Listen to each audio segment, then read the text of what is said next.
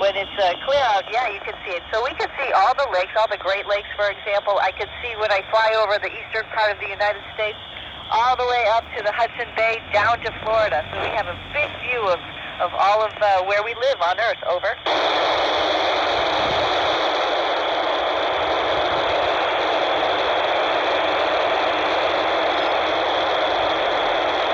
It's a good question, James, because I do want to come home. I look at the Earth and I think, oh my God, there's so many fun things to do, so many great places to go visit.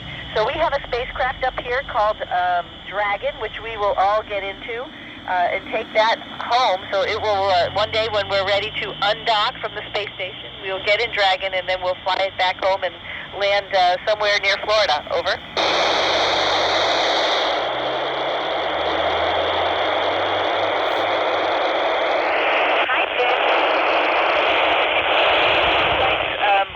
Or construction of the space station, living on the space station, doing experiments on the space station.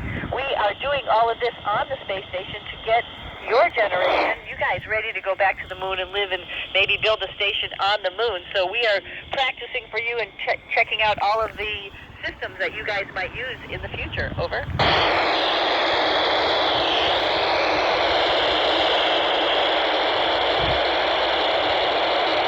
Well, it's pretty shocking if I tell you just about 10 minutes. It depends on the rocket and the spacecraft, but that's really how long it takes to get out of our gravity, the gravity that's holding us to the Earth.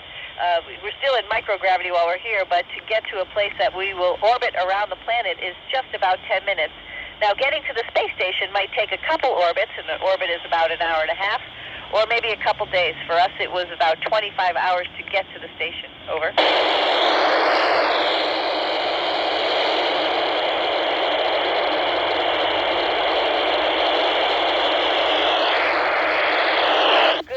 Andrew, we actually get in our spacesuits here in the space station, connected to an umbilical, which makes sure that our air tanks are topped off. And right before we go out into space, we disconnect that umbilical so we have a set amount of air while we're out on the spacewalk. But if we start to get low, we can come back toward the airlock and hook back up, plug back in, and recharge our oxygen tanks. Over.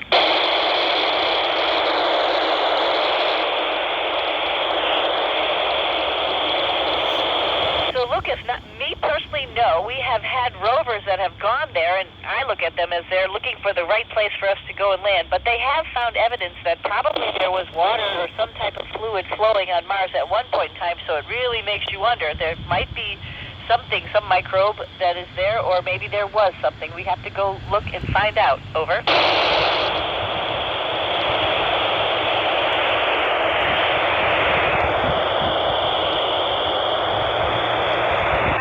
Well, I was mentioning all of us have studied in science, technology, engineering, math. Then we've been part of a laboratory or part of a squadron or part of a team, a group, and maybe were a follower in that group and then became a leader in that group. So it does take a bit of schooling. So most astronauts have an advanced degree before they apply to become an astronaut. Hopefully we'll be able to launch more and more people into space before long with this commercialism of space, and maybe that won't be the case in the future. Over.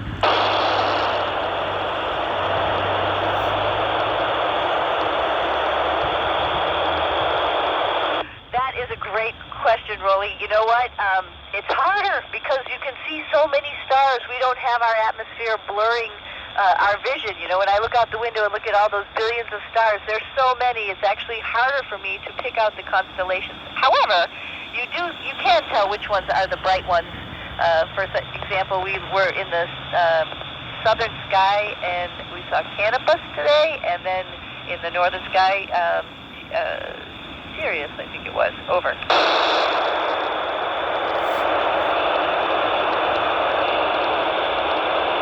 Oh gosh, this is out of my league. I don't know the answer to that one. I'll have to look that up. I think Google would know that better than me. Over.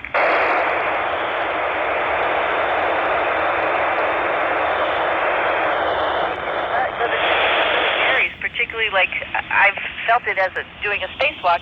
When we're in the shadow, it's very cold, like potentially maybe minus 200, and when we're in the sun, it's pretty warm, like potentially plus 200, because we don't have our atmosphere, that blanket, that insulator, to shield us from the extreme temperatures of space. So that's why our spacesuits are so, one of the reasons our spacesuits are so big and heavy, because they protect us from those temperature extremes. Over.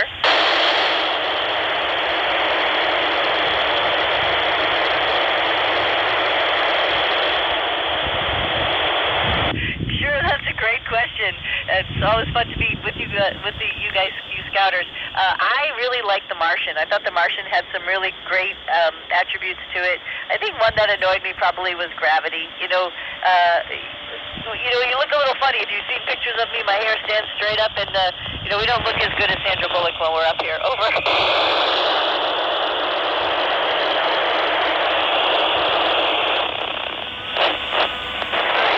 All sorts of things. We do experiments, of course, on ourselves, taking our own blood and urine samples, for example, saliva samples, to find out what is going on with us up in space, and making sure we can track that and make sure we know how humans will live. We're also doing amazing science up here, stem cells growth, DNA.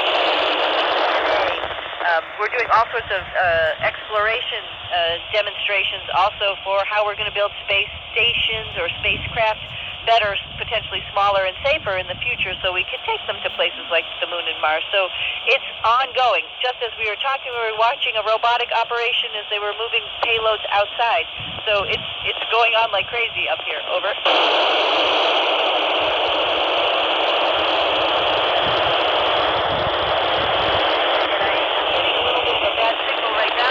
Had such a great time talking to Quantum Scouts. Thank you so much for all your questions, and thank you for coming onto the International Space Station with me today. Over.